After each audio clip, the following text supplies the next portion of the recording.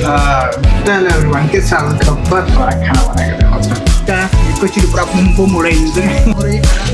सबै नि कट्टु बनाएर बस्ने भन्छ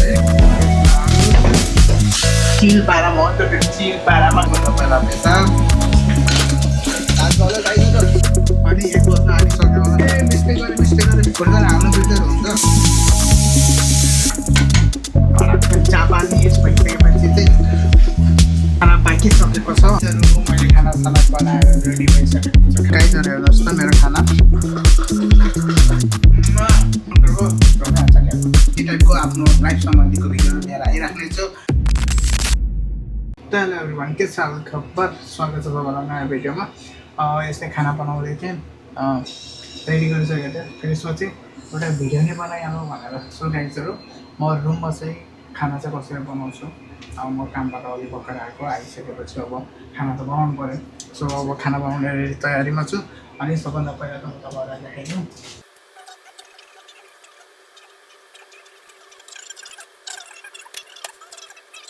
खाना बनाएर देखाउँछु अब एक बजीदेखि चाहिँ एकै बस्नुपर्छ कामबाट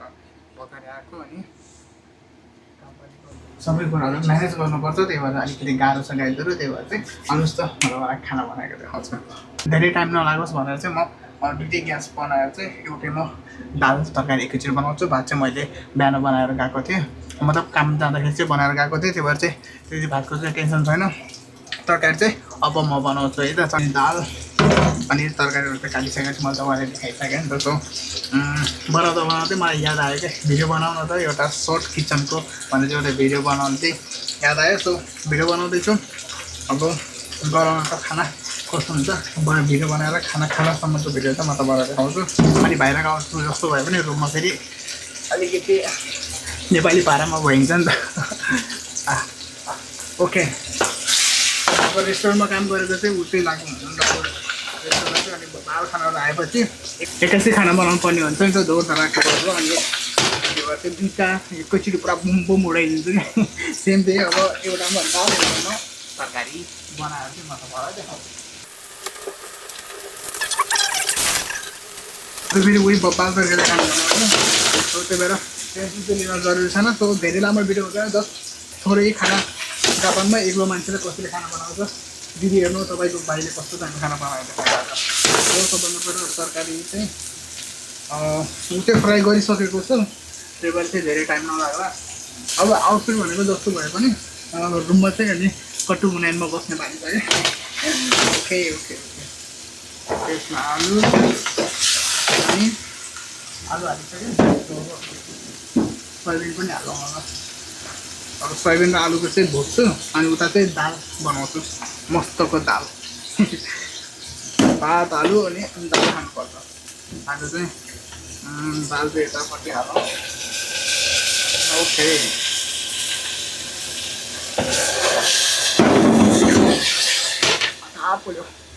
हेडफोन लगाएर गीत सुनेर बनाइदिन्छु जस्तो ओके गाइजहरु हेडफोन लिएर आइसकेको छु अनि मैले गाना चाहिँ भित्र ल्यापटपमा बजाएको छु अनि त्यता त जाँदै झ्याउला मलाई सो गाना सुन्दा यो कुरा पनि गरिरहेको छु गाना सुन्दै चिल पारामा हो नि त फेरि चिल पारामा खाना बनाउने चिल पारामा गाना सुन्दै अब तपाईँहरूलाई म देखाउँछु द्याट इज द मसला यो चाहिँ मसला हो मसला हाल्नुपर्छ सबभन्दा पहिला पैसा दुईटैमा धेरै गरियो अनि मसला दुईटैमा दालमा पनि म त फेरि उयो मेन किचन अन्त एउटै चिज हालिदिन्छु दुईटैमा जस्तो भन्छ न ओके धेरै भोग्यो हो अब यसको काम छैन यो चाहिँ अहिले पछि काम लाग्छ लागिहाल्छ सो त्यहाँ त कस्तो भन्छ अनि मैले यस्तो सामान राख्ने बनाएको छु धेरै स्पेस छैन उठेरै बनाउनु पर्छ नेपालमा भयो अब बसेर बनाउनु पर्थ्यो यहाँ चाहिँ उठेरै बनाउनु पर्छ अनि स्पेस पनि धेरै छैन क्या अनि यो उसमा चाहिँ के अरे वासिङ मेसिनको माथि पनि सामानहरू राख्छु म वासिङ मेसिनको सामान यहाँदेखि यहाँसम्म पुरै चाहिँ फिजाएर खाना बनाउँछु म दाल जल्यो गाइजहरु जल्यो यस्तो पाराले मस्ती बनाउँछु हप्तामा मैले 2-3 चोटि बढीमा बनाएँ हप्तामा एकचोटि या दुईचोटि मात्रै बनाउँछु त्योभन्दा बढी चाहिँ म घरमा खानै बनाउँदैन क्या टाइमै हुँदैन आज चाहिँ कति 1 साढे 12 1 बजिसक्यो क्या हो अनि 1 बज्न आँटिसक्यो होला सायद अब यतिखेर आएर खाना बनाउँदैछु अनि हुन्छ कहाँबाट अब त्यही हो भाडा मार्दा उ गर्दा त्यसको हुन्छ सरसफाइ ए मिस्टेक गऱ्यो भन्दाखेरि तरकारीको खुर्सानी त हाल्नै बिर्सेको खुर्सानी हाल्नु बिर्सेर हुन्छ दालमा पनि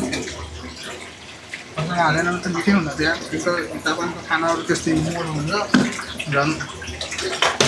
टक्क लागिसक्यो कि मलाई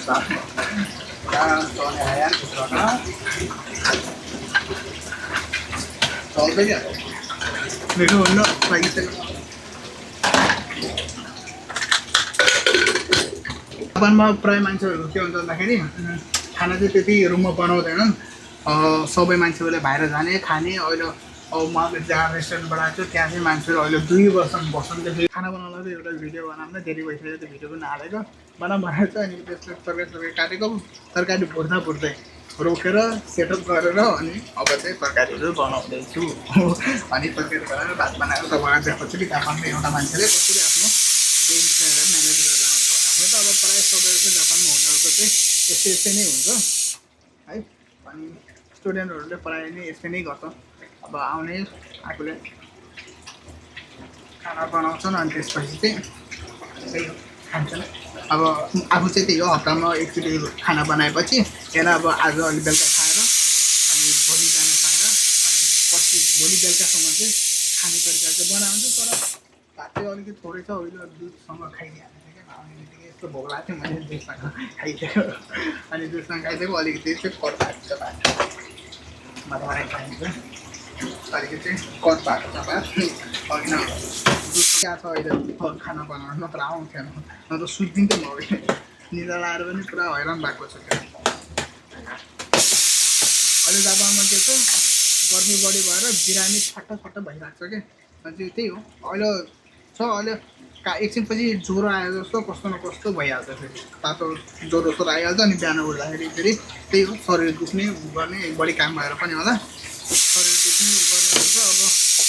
यो नेपालबाट अब उसले खाएर भइदियो अब यहाँ किन्ने जानु खोज्छ सो यसरी बनाउँछ गाई तर दाल जलिसकेको छ अनि पाक्यो गाईहरू पाक्यो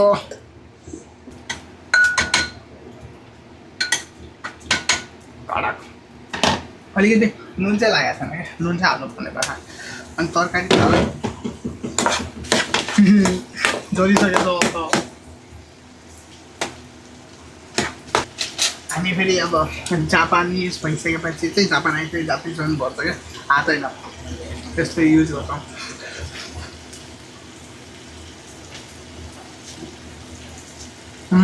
अहिले नै काँचो जस्तो टाइपको छ आलु त सायद अब दाल र भातसँग खानु चाहिँ कडा भएको छ यहाँ त नुन पनि सब ठिकको छ खाडा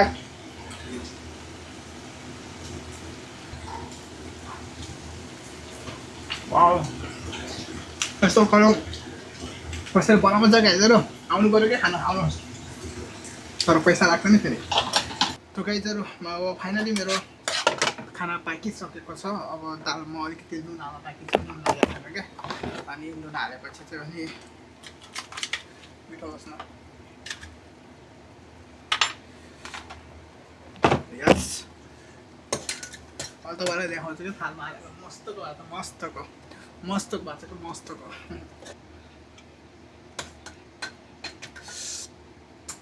चुम्मेश्वरी भएको छ भने क्या चुम्मेश्वरी तरकारीको त्यस्तै मिठो दाल त्यस्तै मिठो अब त खाँदै मैले म खानालाई तयार छु अब पेटमा चुहा दौडेर चुहा बनाइहाल्छ खाइहाल्छु थाल यो चाहिँ नेपालबाट थाल ल्याएको एकचोटि यस्तै तताउनु खुट्टेर कालो भएको छ ओके फर्स्टमा भात हालौँ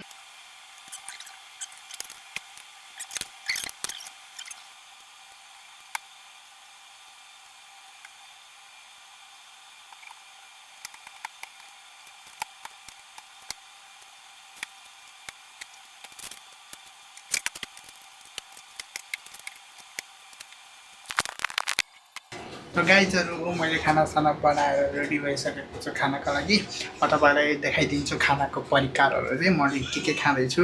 है। मैले मस्तले अब सेट गरेर म चाहिँ के खान्छु भने तपाईँलाई म देखाइदिन्छु है त। र गाइजहरू हेर्नुहोस् त मेरो खाना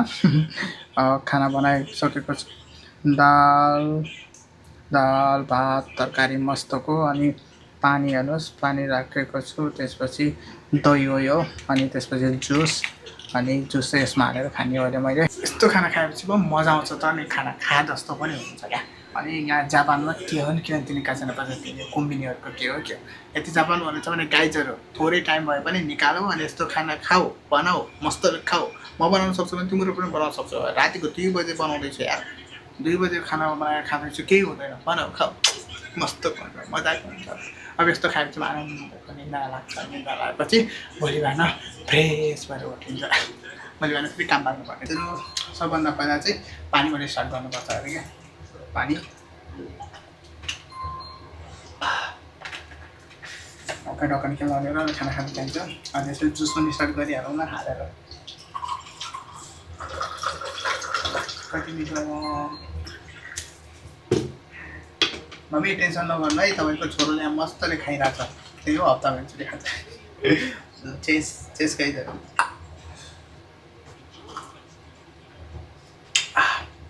थोरै सबैको स्वाद लिनुपर्छ क्या, राइट खाने हो। ल सो फटाफट खाना खाइहालौँ। खाना भनेको चाहिँ हातले खानुपर्छ, हातले स्वादै अलग आउँछ।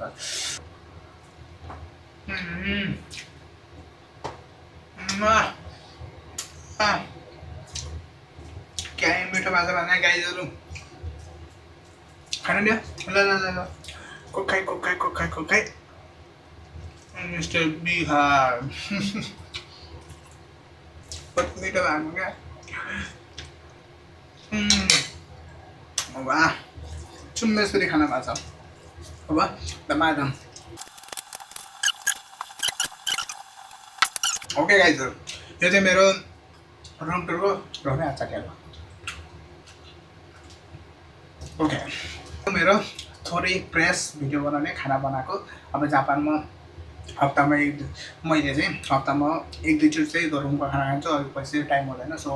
बाहिर चाहिँ गइराख्नुपर्छ। त्यही भएर चाहिँ त्यति राम्रोसँग टाइम हुँदैन, भाग्यो भएर हुन्छ। कहिले काहीँ बनाएर खान्छु, त्यसलाई चाहिँ म इन्जोय त गरेर खाने गर्छु क्या। भिडियो कस्तो लाग्यो, यदि राम्रो लागेमा लाइक कमेन्ट गर्न नबिर्सिनु होला। सेयर भने चाहिँ गरिदिनु होला साथीहरूलाई, र मलाई सपोर्ट गर्नको लागि सब्सक्राइब गरेर बेल आइकन बटन चाहिँ अन गरिदिनु होला। अब यस्तै क्रेजी टाइपको आफ्नो लाइफ सम्बन्धीको भिडियोहरू लिएर आइराख्नेछु। तबसम्मको लागि see you on the next video.